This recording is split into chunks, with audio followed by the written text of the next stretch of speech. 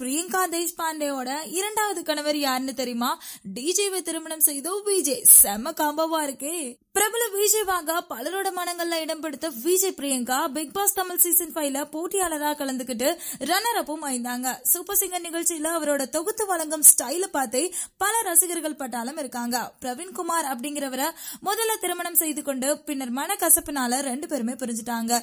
இந்த நிலையில இரண்டாவது திருமணமா பிரபல டிஜேவாகவும் ஈவென்ட் கம்பெனியான கிளிக் 187 நிறுவனத்தை நடத்தி வருவதுதான் டிஜே வசியா பிரியங்கா இரண்டாவது திருமணம் செஞ்சிருக்காங்க.